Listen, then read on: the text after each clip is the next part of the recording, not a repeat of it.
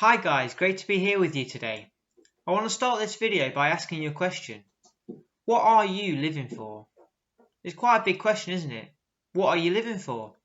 Maybe you've never thought about it before. Maybe it's something that gets you up in the morning.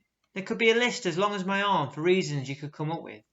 There could be big reasons such as family, faith, money, happiness, status. Or there could be smaller reasons such as sport, Netflix, Among Us, or even fantasy football. In fact, we've started a church fantasy football league this year, and if I reflect on how much time I spend on sorting my team out, it'd probably be way too much. I can find myself kind of living for the Saturday afternoons, checking my team, seeing how well or how badly it's done. And as soon as Saturday is over, I find myself looking to the next week, finding it hard to wait for the next Saturday and wanting it to come round now. Then I spend a lot of time in the week sorting my team out, thinking about all the different possible outcomes. And if I'm honest, I can find that I keep living for the next Saturday, living for sport, living for fantasy football. Maybe that sounds a little sad, but I'm sure I'm not alone.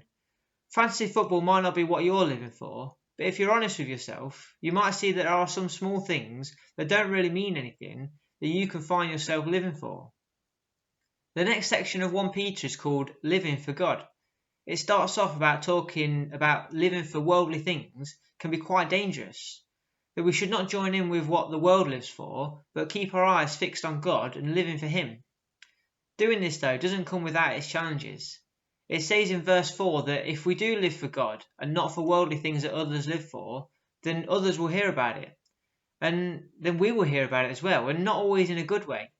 Those that don't understand can call us out for what we're doing, maybe try and embarrass or shame us. But we need to stand strong in our faith and knowing that living for God is the right thing to do. Paul then goes on to mention that Jesus is coming back and it's not going to be too far away. And yes, I know it's been 2,000 years so far, but the fact is that Jesus is coming back and we need to be ready for that. Paul gives us some helpful tips, thankfully, from verse 8, saying that we should love others, be hospitable, serve others the way Jesus would, talk to others the way Jesus would, so that the glory goes to God and not us.